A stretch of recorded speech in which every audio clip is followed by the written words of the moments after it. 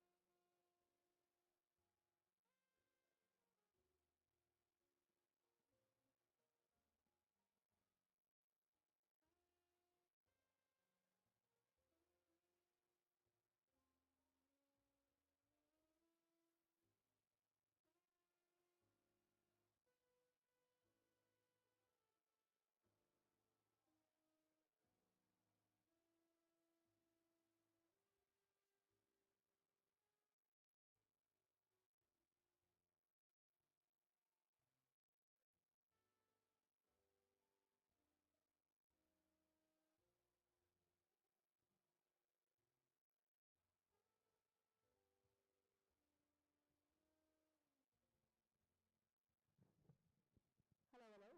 This is your 1-minute warning for the beginning of Trans Femme Futures, so do come on down. There is an entirely empty, beautiful front row near these beautiful people, so don't be shy and come and grab a seat.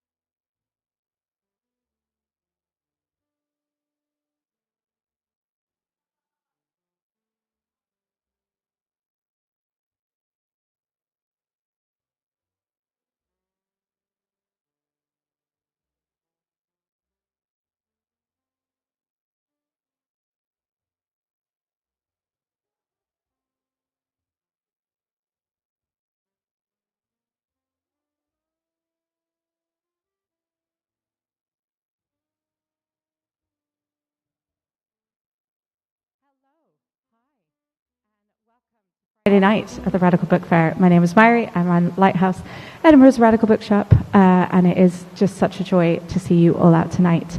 If you're joining or decide you want to come and grab a seat at any point while you're browsing, then do come on down. Thank you to everyone who's able for wearing your masks and being part of this little act of collective care. Going to keep us safe through winter. In between this event and the next event, there will be a signing at the back, and the bar is open. And so if you want to stick around and linger, then you are very welcome to do that. I am going to give a brief introduction to our beautiful host for tonight, and then Josie will take it away. So when I am done introducing Josie, that is your cue to put your hands together and give this bunch a beautiful round of applause. So, Harry Josephine Giles is from Orkney and lives in Leith. Her verse novel Deep Wheel Orcadia was published by Picador in October 2021 and won the 2022 Arthur C. Clarke Award for Science Fiction Book of the Year. She has a PhD in creative writing from Stirling, and her show Drone debuted in the Made in Scotland showcase at the 2019 Edinburgh Fringe and toured internationally. She's our host for tonight. Please will you welcome Trans Femme Futures.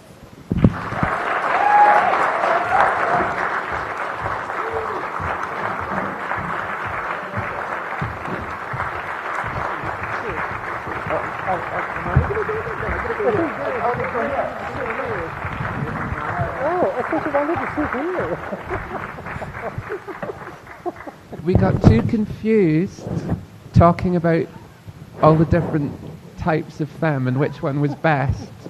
So we sat down in the wrong order. That's literally what just happened. Welcome everyone. Thank you all so much for being here. It's a real pleasure to be here. I am joined today by Nat Raha and Mijke, authors of Trans Femme Futures, Abolitionist Ethics for Transfeminist Worlds, and also by Jay Bernard, author most recently of Complicity, is also available here. And I'm not going to do like the full bios because these people have such extraordinary minds, and I want them to speak from those minds for as long as possible. So if you want the bios, you can go and look at the website again later and like look at all their incredible accomplishments, which are all extremely impressive. For now, I will just say instead, and that wasn't sarcasm, no. I genuinely believe that. For now, I'm just going to say instead that these three writers, artists, thinkers and doers are three of the people writing and thinking today that I have the most respect for and whose work I have been reading and learning from for many years. So it's a real honour of mine to get to host this conversation today. So please give them another round of applause.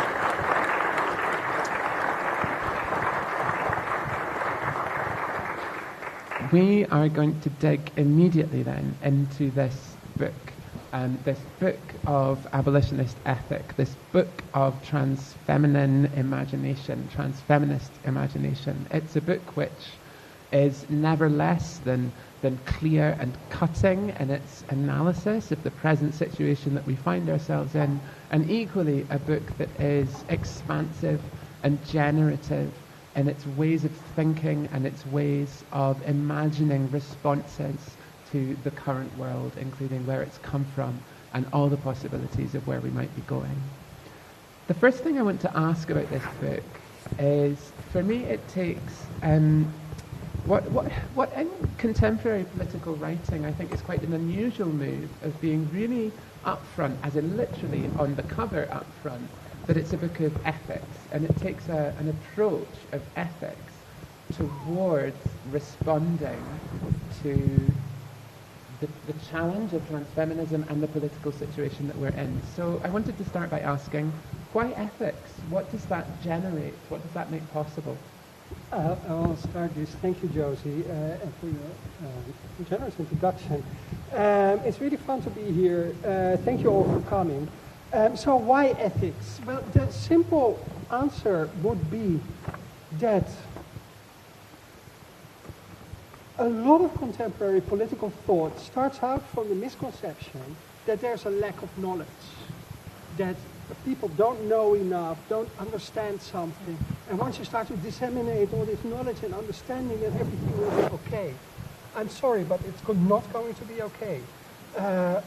So we start to think instead about, like, how do we keep each other's minds intact? Because we're all different and we all think very differently about things. And that is what makes us so wonderful.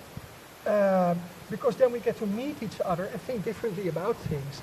And so the point of ethics is that we start about that meeting and how to connect without trying to police each other's minds. So how can we connect and build collectives and stay together in the same room, accepting our differences, accepting the friction that there is, and accepting that we will and need to think differently about things. So this is why we start with ethics. And ethics is a bit of it is not the most, wild term that you go like, wow, ethics, yeah, roll out the disco ball. But honestly, I don't care about that. So I really like that, actually, because I'm a bit dorky, maybe. I'm rolling out the disco ball. I was going to say, I think there's something also about this question of the impasse of critique.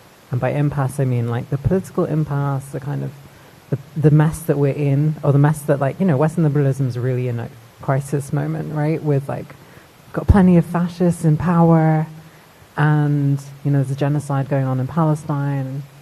And I think one of the premises we started with this book was to trying to refuse some of these divisions of Western liberalism, and the idea of refusing separability is really central in the book, and we'll talk about that more.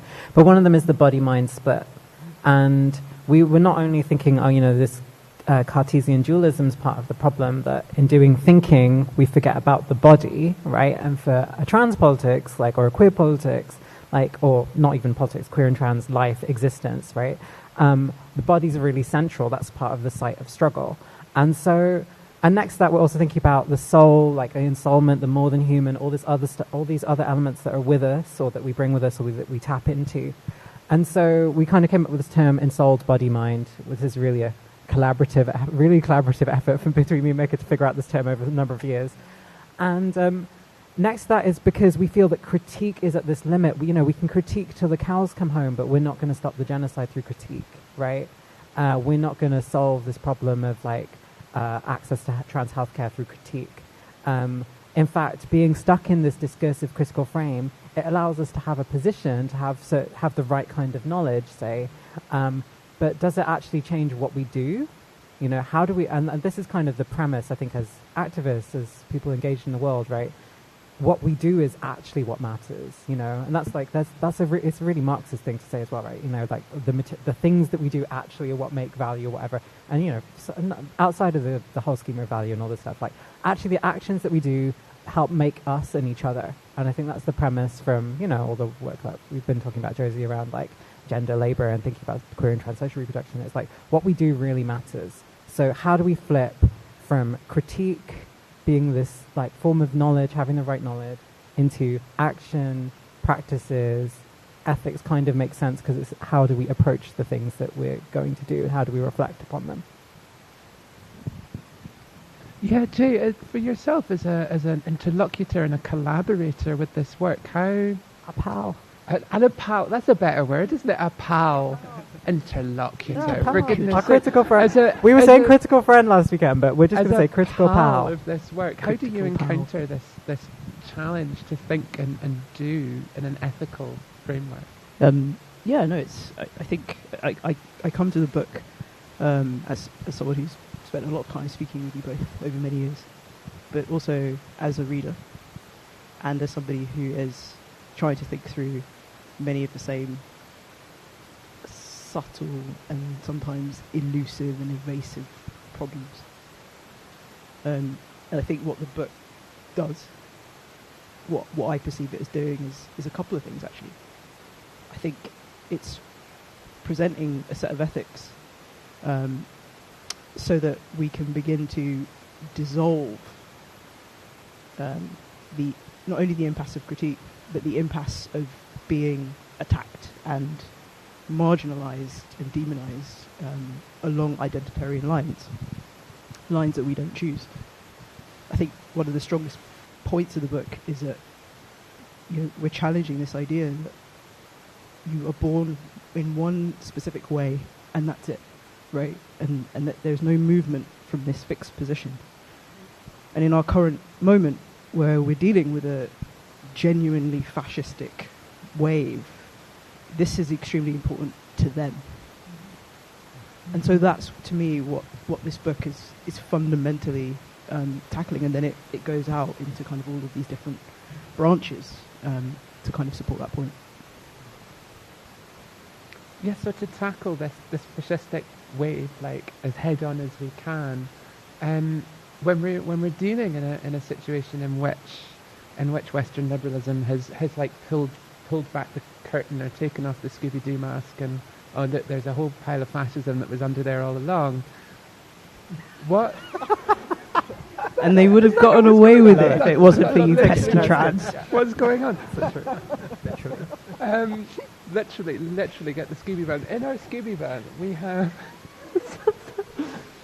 a bunch of trans people and a bunch of femmes, and that's what I mean by this is, in this moment in which fascism is incredibly obsessed with us, and the trans figure, and specifically the trans feminine figure is one of the targets around which certain fascist movements are organised. And a time in which we are occasionally blamed for the election of fascists by having, slight political interest. What do trans and femme as political positions have to offer, and what responses from those positions do we have, ethically, epistemologically? What are we bringing to that challenge? Okay, I've got to go first. So I think in terms of, it's useful to think about the question of the political position, because I think that also throws into how we're being positioned by political powers. I think all of this old school trans feminist thinking about the trans women as scapegoat, all that stuff's kind of useful to be into the question of these positionings. But I guess what we're trying to, so it's this is, up here, political sphere, discourse, all this stuff. And being okay, so if we come back down to where we are, where we meet ourselves in our lives, right? What do we learn? We learn that transness is this refusal from this unchosen starting point towards something else, right? This is Susan Stryker's definition of trans. It's kind of at the center of at the beginning of our work, of all our work, all these years.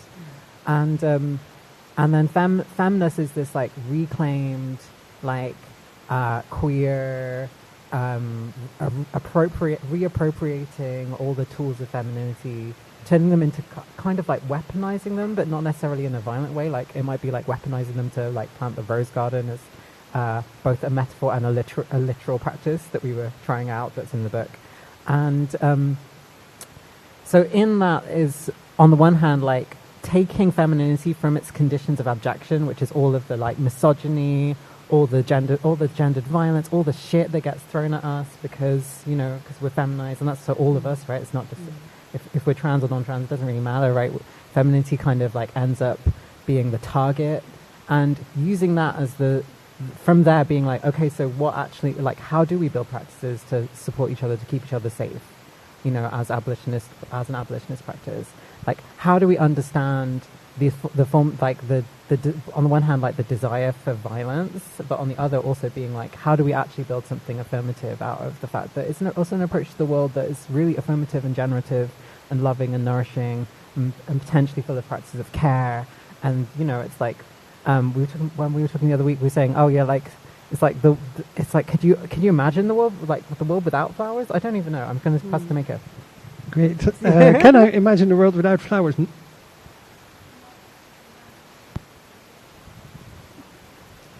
Okay. Projecting. Better? Is this better? Can you hear me now? Cool. It's because we sit really too close to each other. We try not to scream in each other's ears, I guess. You can scream in my ear. Okay, I will. I get stuck here. Sorry. Right. So, I remember a conversation that we had in Lumsden, because we were in Scottish Sculpture Workshop, and we were there in May, so we stood up to our knees in the snow. And we had it was really weird. It was snowing very much. And we had a discussion about femininity, and we recorded this as the basis of our writing. So we started with a long conversation and talking. And then what we found is that a lot of the elements that structure femininity, for instance, like where the mask is, we are going to do this. The task of the feminine person is often to talk to a lot of different people, make sure that everybody gets on board with the program, and the program runs off, right? That's how heteronormativity works. But then when we're thinking that through, we see that a lot of fem labor is draws on some of those skills. It is about talking to lots of people, finding the glue that holds collectives together, providing the atmosphere and the environment with something to hold on to, making sure that people feel heard. And we, instead of emphasizing the intentional, let's say classically the mask approach, I am going to do this from now on, and I am going to do it to you. We were looking at the fem approach, like what is now the opposite? If you look at a position of transness that is not I will go there, but more like an environmental position that is always already in connection as the starting point for its set of practices. And that is why we start... It's engaged in building connection as well, right? Yeah. It's always already an engaged connection rather than a personal connection that then starts to find out where they are in the world. And so this is why we started from transfeminists rather than just transness, which is the shift from the position you were assigned to anywhere else. But to do that as a collective process already, I think this is where it comes from and why we wanted to think like that.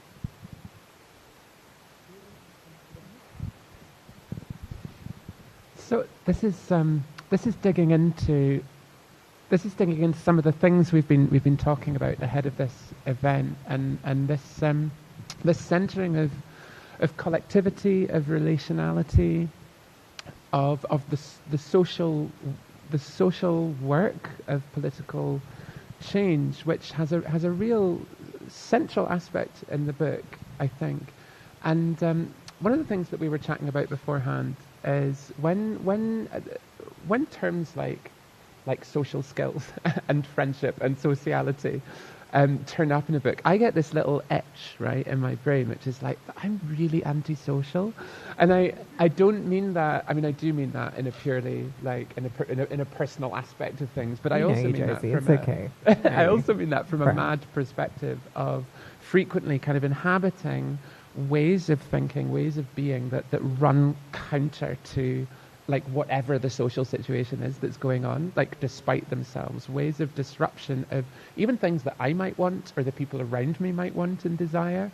I think for me, madness is this kind of anti-sociality, or can be this anti-sociality that creeps in and fucks things up in a positive way and in a destructive way sometimes.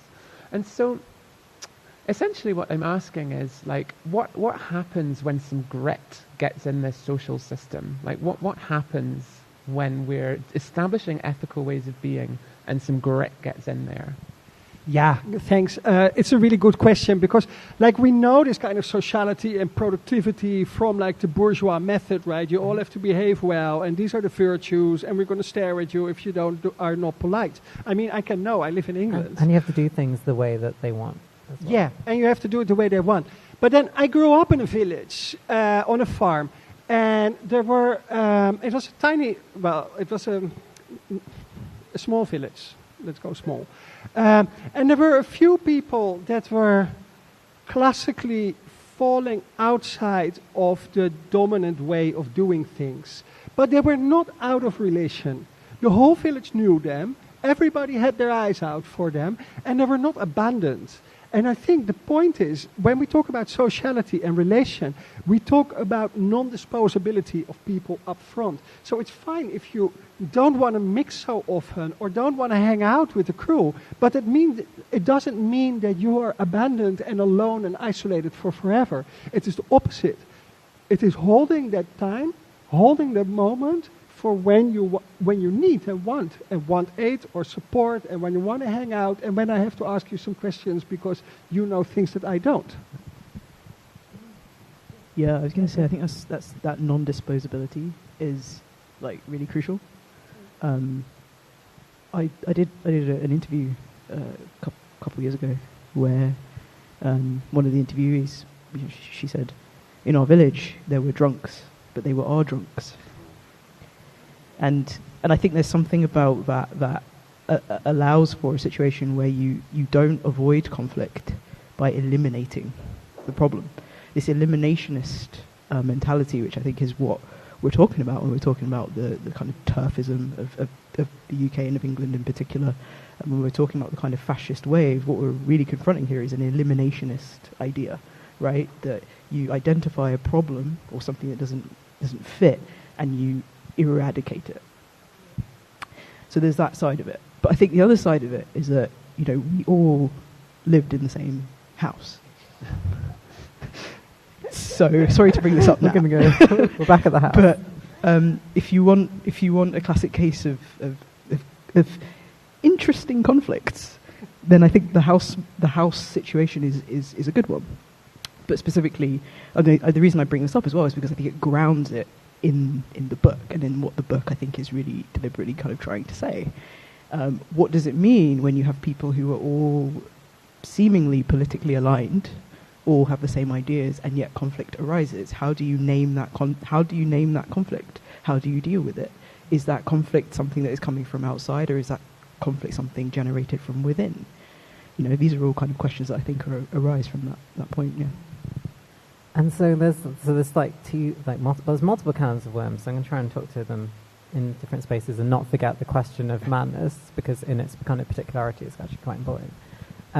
So one of the kind of like intellectual moves that we're trying to hold in the book is, on the one hand, to think about the relationship between institutions as these like these like structures, these things that are literally the pillars of so-called society, and which are sanist and ableist, if we want to think about madness, and like structure certain kinds of norms and like ways of like protocols of being in the world and being in society.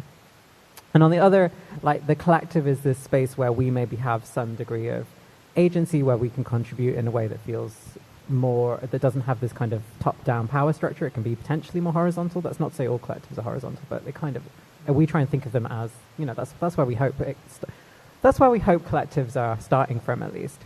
And part of it is to not say that these two things are diametrically opposed to each other, because part of it is to be like, okay, so all of us as actors in a collective all bring, we've been trained, we've been schooled, literally, to be institutional actors, that's from day one of being in the nuclear family, right? Even if we're also deviant and we also refuse everything, we refuse all the terms of gender, we refuse all the terms of the nuclear family, whatever. We refuse the whole, because it's all part of this like cis hetero ableist gendered structure, right? Okay, so next to that is this question of like, I lost my trail. Damn. Shall I go. insert a little bit? The difference between organizations and institutions, how we talk about it, is that in institutions, the institution is more important than the people in it. And in organizations, it's the other way around, hopefully. The people in it are more important than the organization. So what counts as failure in the organization falling apart, because the institution...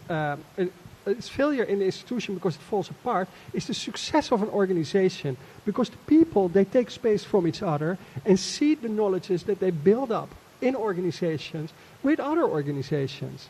And I think this is partly where you were going. Yeah, I was going to talk about friction, because I think this is part of this question around the collective, so bringing it back to the collective, bringing it back to the question of madness, right? Part of the argument we make in the book is that neoliberal institutions really push for frictionlessness, right?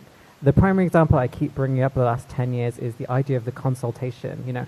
Hey, we've seen a lot of those, and especially about all the trans everything. And part of it is like the neoliberal consultation is a listening exercise where they turn up, they say, hey, we're here, we're listening, and we say whatever we want, and then they go away and do whatever the hell they want, right? That's exactly what the Gender Recognition Act in Scotland, how it came together, right? We didn't even want the things that we got offered, and then they were like, look at us, we did this, look how trans-friendly we are. I mean, they mean the Scottish government.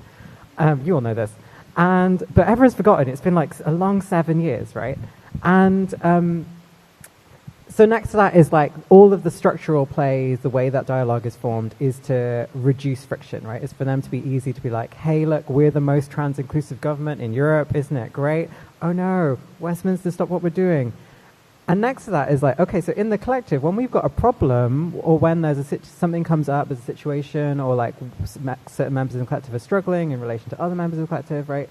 We've only got each other to solve that. And we're really bad, and I mean, I say this, the we is like the queer community, we, right? We're really bad at facing conflict. Like, we're really bad. And like, the shift in queer and trans cultures in the last 10 years towards a more transformative justice approach, you know, and also like for abolitionist feminism to have really come into its flow in the UK especially, like, is to say like, okay, so we actually need structure, we need ways to really face conflict. And part of what the argument we make also is like, sure, collectives can fall apart. That's also fine. Because maybe if you can't get to if you can't like make it work, let it go, you know? And that's part of the, actually, because if you let it go, we've all learned the different lessons from the messiness, the stickiness from that moment of friction. And we all take that and go and do the next things that we do. Because, you know, in terms of the sense, we're actors within this like a social, we're actors in a world where we are trying to change things. We're not just going to be like, okay, cool, I'm going to give up and go get married and get an institutional job, whatever. It's like, no, but actually with this question, sorry, no offense to my friends who are married, I love you all, but like, no, but in the sense of like, okay, so we're going to stop being actors in social movements, you know. And to come back to madness, this question is like, so madness is disruptive. On the one hand, it's like we as in mad people, like we inhabit this position of social abjection. And on the other, there's no institutional support or the institutional supports that exist in terms of like healthcare, you know, the like NHS psychiatric healthcare, etc. Like none of this is actually kind of functional, right? It's all kind of like damage control, and it's not even damage control, right? Because we all have friends who've passed in psychiatric facilities, right? So on the other hand, it's like, okay, so this says something about the institution is not designed to support us. I'm sorry, this is the long answer. You got the long answer. And next to that is like we, as in self-organized communities, we can really pull all the stocks in terms of trying to do mutual aid, but we still might not be able to support our friends or us in the moment of crisis, ourselves in a moment of crisis, right? Even collectively. And but that's also this question like, okay, so there are limits to what we can do, and but simultaneously that we have to learn from those to try and shift them. Because the trouble is, like, you know, if you call, we were talking about this a lot, you call the NHS in a moment of mental health crisis, who turns up? The police turn up, right? We also think about there's so many statistics around, like, especially in North America, like, or in Turtle Island, like, the police shooting or killing disabled people in particular in those moments of crisis. And by disabled people, we're thinking, like, we're talking about mad people as well, right? Like, people in mental distress. And so it's all of this stuff in the sense of like, we know the system isn't going to fix us or isn't going to work for us, and actually the lesson from trans healthcare is really clear that the system isn't working for us. It's not about meeting our health needs. It's actually about creating forms of delay, basically just putting us on a treadmill of harm that prevents us from inhabiting our body minds in the way that we want to. And like, I feel like with the questions around it is a question of psychiatric care, because trans healthcare remains pathologized and is becoming more pathologized, especially for trans youth, in terms of the kinds of reforms that are being put through. And I'm not just talking about the CAST report. So, yeah. Yeah, it's a great long answer. Thank you for giving us all of that answer, because all of it hangs together in a crucially important way. I want to stick with this theme of healthcare and thinking about the consultation and thinking about the collective. So a year or two ago, I very foolishly went to a meeting to try and advocate for various reforms to the gender reassignment protocol, right? Which is the thing that governs trans healthcare in Scotland. As if I hadn't learned not to spend any energy doing this thing. You wrote a really good poem about it.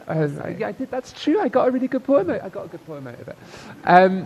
I had to write the poem because I came out, I'd spent the meeting like desperately advocating for any kind of evidence-based, community knowledge-based approach to trans feminine hormone regimes, because they were just going to do exactly the same recommendations, again with no like consultation with trans women whatsoever.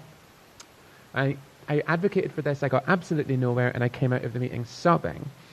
And that evening, I also had to buy some Bitcoin.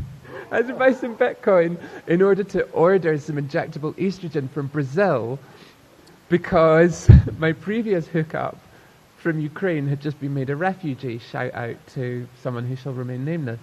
But some of you, I'm sure, are familiar with her.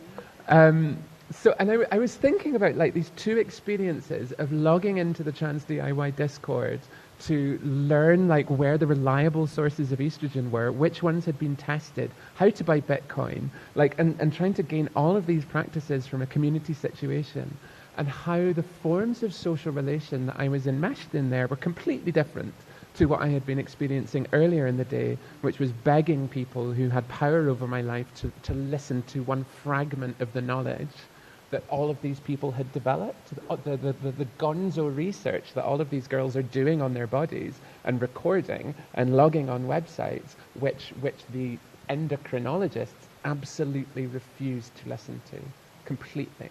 So I was thinking about these two forms of social relation. I could just say discuss right now, couldn't I? I'm just going to say discuss. Discuss. Like, what is going on with that? What is going on with these two different forms of social relation? How do they show up in your book?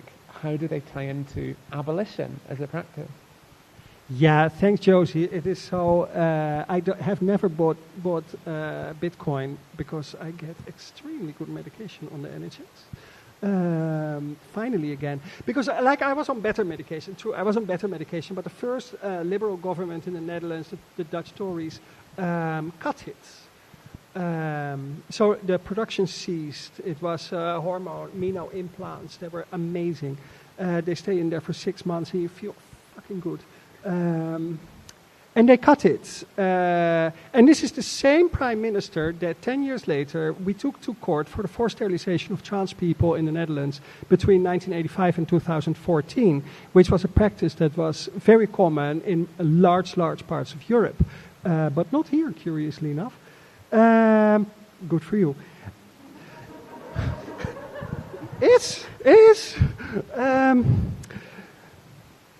And at the same time, I'm a union organizer. I work in an institution, and we have a very queer trans people of color committee, and we put a lot of effort in that. And so, similar to you, going to talk to management. We talk to management over and over. We've been in ACAS, like this government-mediated service, when you have a big argument with your employers. And sometimes it feels like that these kind of activities, taking somebody to court, like an institution to court, or fighting management, going on a picket line, that is where the real political action happens. But it's not. It is the rearguard action. It is not the avant-garde. It is the shit we do to try to keep people as safe as we can. But it's honestly never going to be the stuff that is going to liberate us. Management will never, ever liberate you. So, but we cannot let go of this kind of rearguard action, right? Because sometimes our lives are actively made worse, like we had to fight the state in the Netherlands for a long time before they cut this law. And when this law was changed, we still had to hold them responsible in a way. You know, and the same as management. Like, you have to fight them. You can't let them run rampant.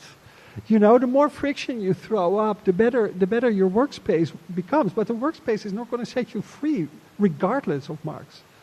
You know? Yeah, I think also that, you know, one of the ways I think about, just to go back to the madness question, I do think about it as an encounter with the effects of normality or normativity. Most of the experiences I've had with people with very severe mental health is a byproduct of their experience usually in institutions, or like institutional failures actually. But also I mean that in terms of the institution of families as well. I don't just mean buildings like this. And I think what this sort of makes brings up, I think, is one of the central points of the book, which is that it's grounded in this idea of complicity. And the way that you define this kind of complicity is like what you're saying. I think this is like a really good concrete example where it's like you have to engage with these institutions, you have to do certain things, and what comes out of that, what comes up from that. And I've thought about complicity as well, but I guess the way that I think about it, which is in tune with, I think, the way that you think about it, is that it's a form of enmeshment, right? So I also have worked in large institutions just because that's how you make a living. And eventually, I think we all come to the same set of conclusions, which is, yes, management will not set you free. There's a kind of passive-aggressive frictionlessness. You understand how pay structures work. You recognize that there's this deep, really painful dishonesty going on at all times when you're engaging with management and when you're engaging with your line managers and things like this. But the way that I kind of was trying to kind of understand that was that within the broader culture, and perhaps this is kind of what you're pointing to, is a kind of what is alienation, and how do we think about that alienation? How do we talk about our own necessary engagement with that alienation? And the only way I could really think about it was to think of complicity not as this self-flagellating, look, I'm so terrible, I'm as bad as anybody else because I buy Bitcoin or whatever, but to say my relations are necessarily distorted by the society that I am forced to function in. But it's also that is one way we use complicity, right? To say whenever we function in this world, we're probably folded in with structures that are harmful, either for us or for other people. But we also use complicity in a bit of a larger thing, because there is no utopia at the end of it. There's never a space where we can go where everything is always going to be fine. So even if we make forms with each other, and we've been part of collectives where that happened, we make forms with each other, then we can still find that we are closed off, and that people that really want to join us, that they come and they cannot find their way in, because we put our friendship at the heart of the functioning of the collective, and we are not open enough, right? So we also need to see that in social forms where we do work in a radical way, that still we are folded in, folded with, and we might be the problem, not because of structural oppressions necessarily so, but because we are not open, we are not willing to give up the form that we have grown.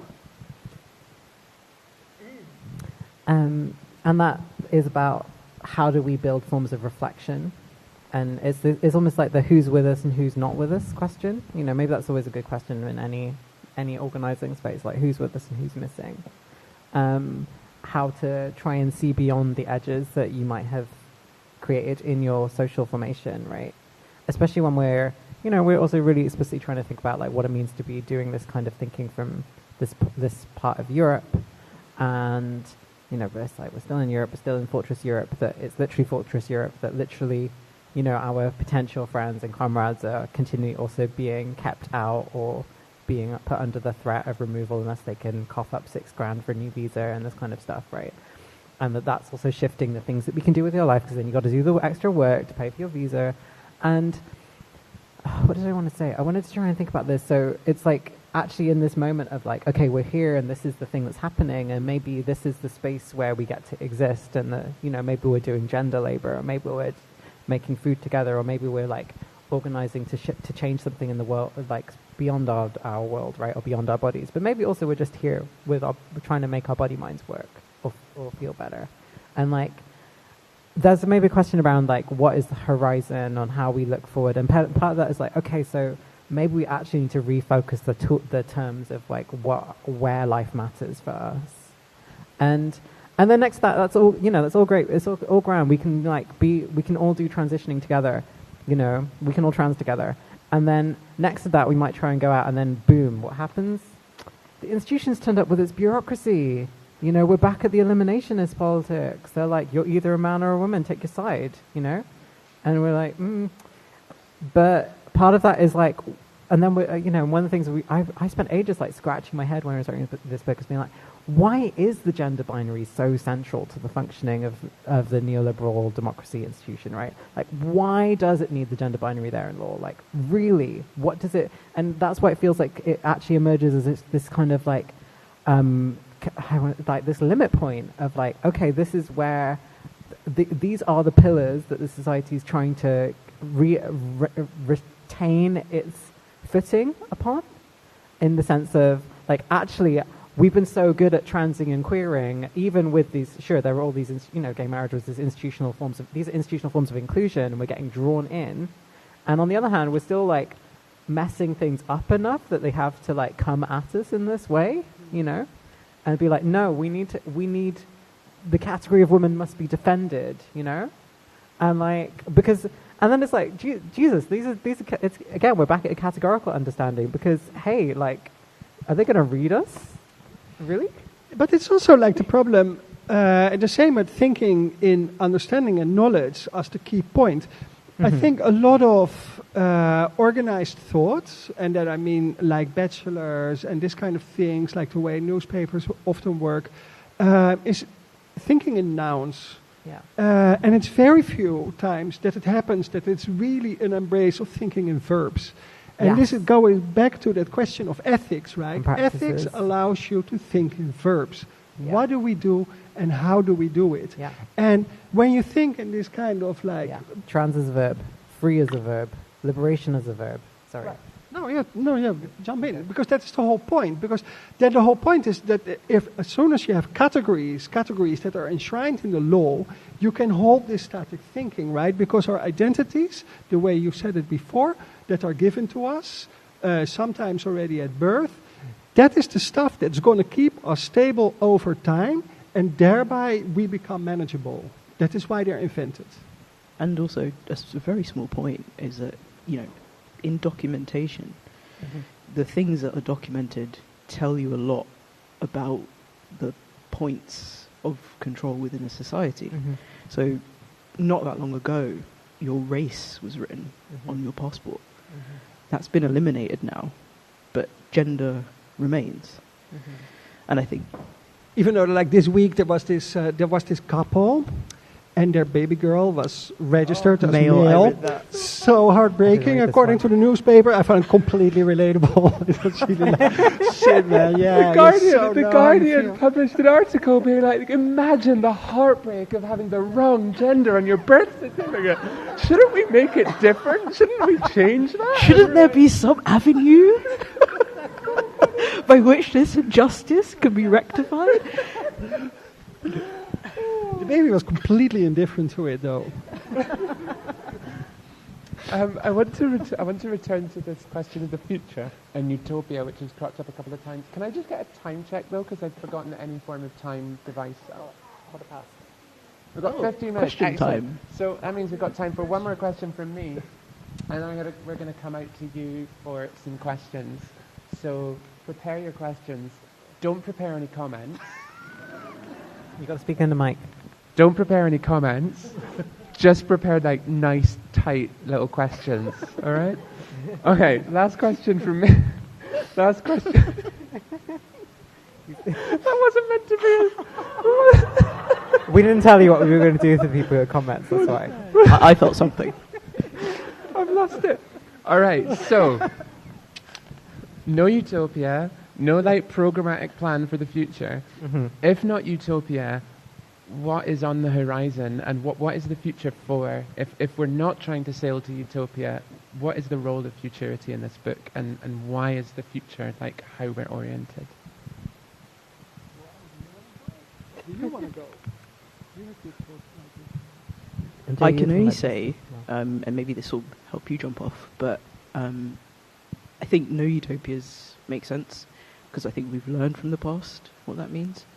I think we're also looking at a point we're in a moment where I think Palestine is the dominant issue because it's a colonial struggle. But at the same time, I think what we also have is we have Sudan, which is the anti-revolutionary example right? It's the example of what happens when there is a push for democracy, when there is a push for change, and the actors or the agents of that change then turn on each other and scupper that move towards democracy.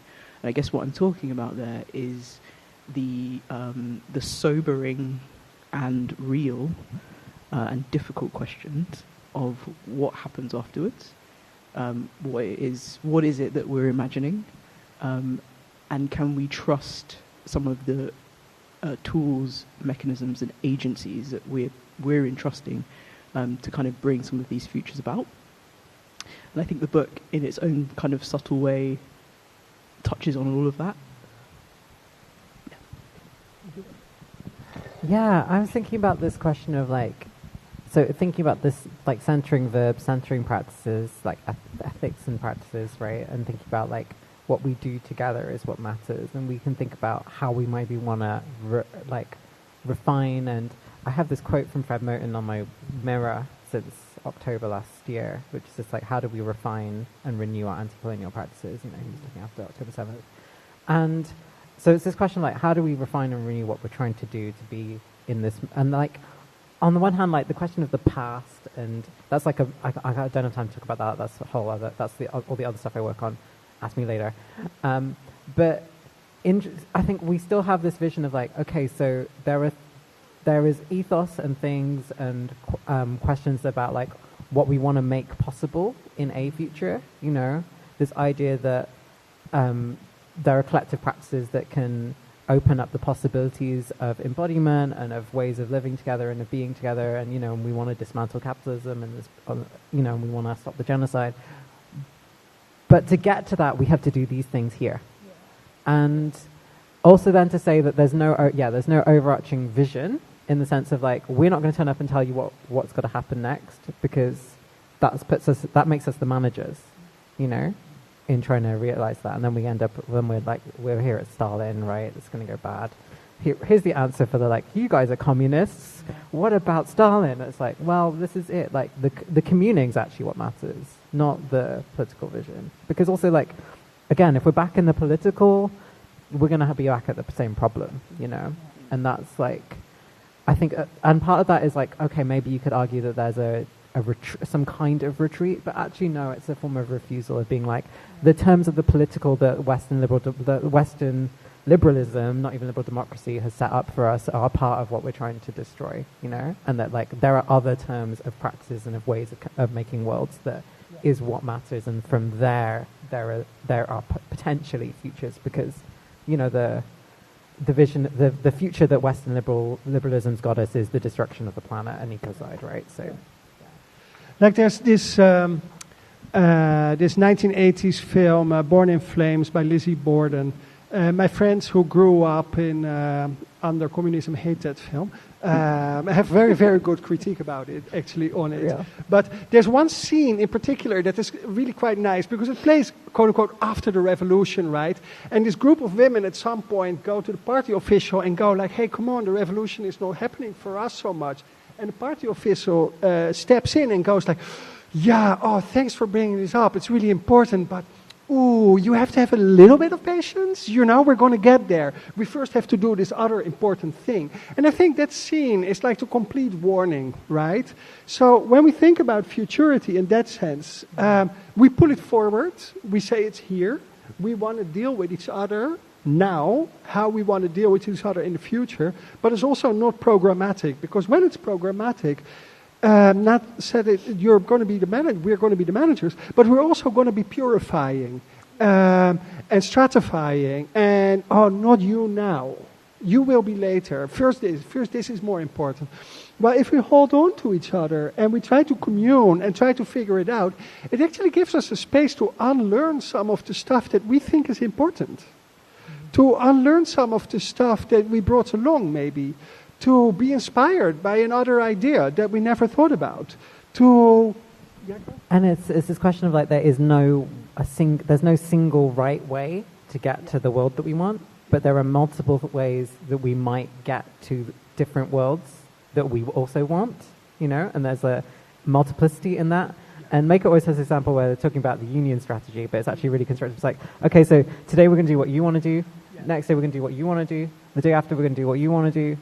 And we're going to work on all these practices differently. And that's the way of like, how do we engage in and how do we also facilitate actually making the worlds that all of us kind of maybe want when we try and come together in these moments. And, and it's not totalizing pluralism. It's, we're all under this roof. We've all turned up in Edinburgh for this, right? So here we are at the beginning, and there are limits to there. Yeah, because let's be real, because all of us have incredibly good ideas. And we can't do everything at the same time, so we wrote that as fast as we can. And that way we hold space for each other. Exactly, and I think the other minor thing is like, what do we pay attention to? Yeah. Because I think the direction of your attention is the direction of all of our attention is going to be pretty crucial. So it's like, how do we kind of resist these kind of like uber narratives, and make sure that we're always looking at the smaller, quieter detail as well. And that's how we remain engaged and like we remain like maybe present is the wrong word, but that's like how we get to be a part of the thing, rather than it just being somebody else's project. Yeah. And also going back to the antisociality, how we can sometimes step out of it for a while. Because people do burn out or get tired or get another interest or want to just do something else for a moment. So it is also okay because it allows you to step back in rather than that like, oh, now this is the real organizer and we have to follow this person's mind, right? So that is also a way to avoid that. I think it's time to pay a little bit of attention to the people under this roof. So what we're going to do is we're going to take 3 of your nice tight little questions at once, and we're going to respond to those 3 at once, and we'll see how we're doing on time, and maybe we'll get to do another round of that. So if you would like to ask a question, stand up, stick your hand up, and we will get a microphone out to you. I think someone might need to borrow my mic. This is the lead of the revolution. Are we waiting for 3 at a time, or just? No. Let's get cracking. Hang on, I've written it down so I don't mumble. Hang on. So I wonder if you could talk about the possibility of applying some of your thinking on Trans Femme Futures to archival practices and memory work in the cause of collective liberation. Gorgeous question. So archival practices and memory liberation. Next question, we have one over there. I was wondering, sort of like living in a sort of postmodern society that gets like increasingly sort of like siloed into like what almost feels like entirely separate realities in certain way. To which degree sort of like does a trans feminist project avoid just shutting sort of like us into like a trans feminist bubble and then sort of like risking at the same time the creation of a non-trans, non-femme sort of like cis masculine bubble that just becomes diametrically opposed? Love it. How do we not get stuck in a trans femme silo? Love it. Okay, Do you want third those question 2? in the first round. Shall we do those 2? Oh no, we're going to do those 2. Okay, Because we're going to do they're those so 2. cool. Thank you. Then we come to you. No, let's do it. Oh, we do 3. 3 now. Yeah, let's go 3. Okay, we do 3. You go? Yeah? Hi, I was just reading this article, like the After Trans Studies, the Transgender Studies Quarterly article. It was talking about pushing normative trans feminine identities out of trans movements. Like this push within trans studies and academia to demonize particular forms of trans femininity. I was wondering how you responded to that in the book, but also in thinking about like DIY healthcare versus, it kind of sets up some binaries about DIY versus NHS, all these kind of, It's not the tightest question ever, but. Yeah. Cool. Great, thanks. I'm just trying to start. I feel like I could talk for all of these. I kind of want to know what Jay says about archiving, because I think there's also this question around, so on the question of archives, these questions around like how the past gets constructed normatively. I write elsewhere about this idea of what I call queer historical materialism. That's historical with an R in the middle, right? And that all of these like relationships to the past, to archives, are all like forms of fashioning. Like we can build and fashion relations to them, and in a way that might be deeply affective. It might be like, actually, I was thinking quite a bit about this question of like transesters. We were talking about this at the weekend, like last weekend at Arica. Actually, this is about constructing a relation with either the archive or with figures of the archive, recognizing difference, but at the same time understanding for me personally, it's been about like what is the inheritance, like the small p political inheritance of that, and I think a lot about like what is our inheritance from Sylvia Rivera in particular, and how there's a whole lesson around like trans and gay liberation as anti-colonial liberation from the outset, which is maybe the next book, we'll see. So I feel like there's so much that's generative, and there's I can talk about this for hours. I want to know what Jay's gonna say though. Shall I talk about silos as well? Or should we go? Yeah, go Jay. Just talk about archive. Yeah, I suppose on the archival side of it, but obviously archives are okay. On the archival side of it, I think archives are incredibly and hugely important, obviously. But I think the thing that we have to be careful of is the temptation to fall into the same pattern of using the past to create this kind of unquestioning, unexamined present. I think there's a narrative sometimes with archives where it's like, I've discovered something, or the flip side of it, which is like nobody's talking about, or this person has not been discussed. And I think there's something in that rhetoric which we need to examine more deeply, because the first thing to think about is that actually when you have an archive, someone's already archived it. So there were people in the land before you. Hint, hint. And second of all, what we don't want to end up with is this situation where we do want to end up with a situation where we're referring to the past and where we can rehabilitate a past that's been kind of stolen or denied. But I also think that you can end up in a position where that becomes the kind of the be all and the end all. It becomes a form of presentism, right? Where you're no longer coming up with new forms, where you're no longer interrogating current forms, and instead everything is kind of about the past. So that's the only thing I'll say about archives. Yeah, so, let me just, I think identity, when it has a function, is very helpful as a lens to look to the past. And it is not such a helpful point as a lens to look to the present or to the future.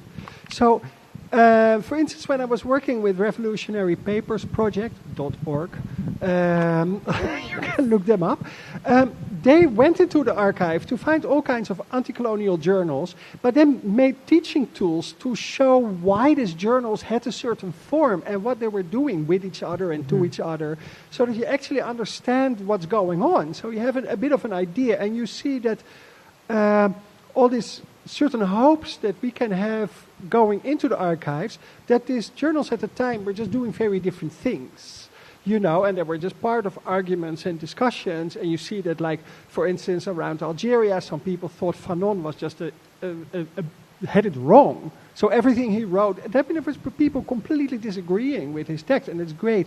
But now what it does then, this unarchiving, it makes Fanon this kind of godhead figure that cannot be critiqued anymore. But what you don't see, and what is often forgotten, is that Fanon was a movement thinker. So he, together with 20, 30 other people that were having arguments with each other, made the movement, including the thought. And Fanon was just one of those voices, right? So, and I think going into the archive and looking at struggles like that is like super helpful. And then I'm going to immediately slide into the silo question, because we're anyway there. So I think one of the cool things about being a trans femme, or doing transfeminists, or however way you want to read it, is that I can really think very well with, for instance, men. I've been reading Aristotle. I even write about Aristotle. Can you imagine? I've been writing about Lucretius because Marx started his PhD on Lucretius and Epicurus. I even been reading some Thomas Aquinas, who is very, very conservative, but Ibn Sina is not. So, I think that is the cool thing why the feminist as environmental thing rather than as intentional thing is actually constantly unsiloing itself. That is our hope. And at the same time, I see what you say about a certain separability, because I am a this and you're a that, we can never reach each other. And I think one of the tropes we work very strongly with in the whole book is Denise Ferreira da Silva's statement, we want difference without separability as the ethical imperative of our times. Right? So this is why we started to talk with, hey, we all think differently and we want to nurture that. We want to keep that and we want to hold that. And then again, growing up rural, if you want to grow cauliflower, you cannot just go cauliflower with a bunch of trans people, right? There's not so many people in general, and then also not many people want to grow cauliflower. So you just have to get together with the people that want to grow cauliflowers together. And then you're there on that field, and some of them are queer, and some of them are straight, and some of them are like Protestants, for crying out loud. And you have to work with them. It's horrible, but we do it, and we start to like each other. And I think in these dynamics about thinking about where these forms of separability, and this is a really key term in the book, kind of emerge from. On the one hand, it's like this external social shit show that we find ourselves in, right? And we see that as well. I remember so many times we're like, where's the Meg and I, when we're writing this book, we're like, where's the solidarity? Have you seen the solidarity much lately? Is it out there? And on the other is again, this goes back to this conversation about the closing of collectives, right? Is we start just doing autonomous organizing for the sake of it, because we start thinking, oh, actually, there's no solidarity. So we may as well just do this, trans femmes only, whatever, let's do this. And sure, there are some times where autonomous organizing is really constructive and useful, but actually this question around okay, so if transness is a practice, if transfeminism as a practice, as a series of practices, as a multiplicity of practices, that's open to all of us, right? That's not just about my identity or your identity. We can all be transfeminists. We can all commit to the kinds of, to trying to be in our lives, try and be, in our communities in relation with each other in a way that works towards trans liberation, because there's no trans liberation without liberation of everyone. So, so we all have a role to play in this, rather than it being it's only the people who identify as trans who are the subjects of knowledge. It's no, actually, all of us have a role, and there's no dismantling the whole, cis, hetero-abled, white, racist, racial capitalist world without us all getting involved. And cool. Can you jump into the... do you want to have the name of the author named or not named? Oh yeah, no, for the Andrea Longchu article. No, I just named her. Yeah, that's fine. It's okay. I think it's a bit of a false argument, to be honest.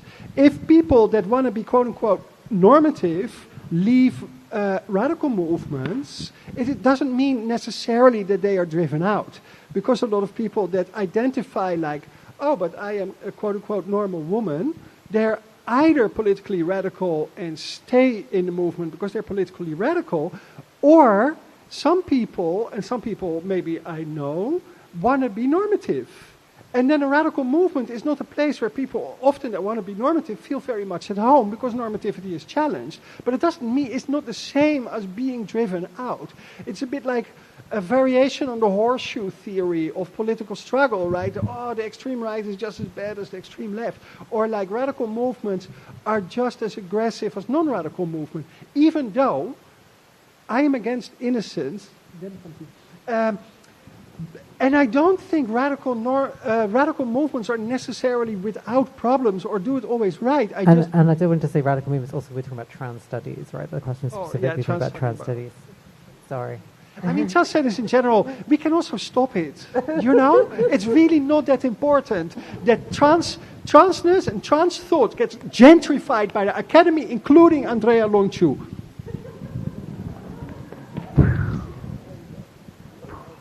It's fine. Would you like to drop that mic? Don't. They're very expensive. That's good. Let's end there. What is a normative trans woman? I have no idea. Normative isn't a description of a person, right? It's a description of a social structure. Okay, there we are. What, you mean you want some tits? Get some tits. It's great. Do we have time for another little round of questions? I think we're at time. Do we? Somebody give me a nod or a shake. We have time for like a burning question. Okay, let's... Yay, come on, burn. burn. What's your burning question? Give it to us. All down. I have what have trans femmes done for trans masks lately? Sorry, say that louder, Jay. Say that again. I just feel like That's the joke. you know, where do I come in? Firstly, what would we do without people to care for? Huh? I love you, Jay. What have we done for trans masks? We have written this book for trans masks. It's really helpful. It's like a Everything for self-help everyone, book. And you can really get into it. And it builds emotional skills. I actually have an actual answer of this, right? Which is part of the thing about where we are now, and you know, we're writing about feminists in particular, femininity, because that's like the thing that we're interested in. But part of it is that this dichotomy is over. Like the mask femme dichotomy. Trans cis is is over. I mean, but like it's over. I mean, also, yeah, trans cis. Also, like you guys, I remember you were talking about the trans and non-binary, the new binary of trans and non-binary. These guys talked about this on a podcast a couple of years ago. Like all these dichotomies are over. That's the joy of being able to think about femness now, and that's open to everyone. You know. This is literally trans femmes sitting on a stage calling each other guys, people. I think we've just entered the hilarious mood, and I think we should just stay there. I think we should just end and stay in this place of hilarity. Let's do that. Would you all, and if you've got other burning questions, these beautiful humans with their beautiful smiles will be at the signing table so that you can buy their beautiful book. Yeah, that's what you're going to do next, and maybe they'll even answer a question about why trans studies is shit. Thank you all so much for being here. It's a joy to get to share the stage with these people, and it's a joy to get to share this conversation with you. Thank you to the Radical Book Fair for hosting this and making it happen. Thank you to Jay for being an interlocutor and a pal, both. And thank you especially to Nat and Mijke for writing this extraordinary book and bringing it out into the world. Thank you all.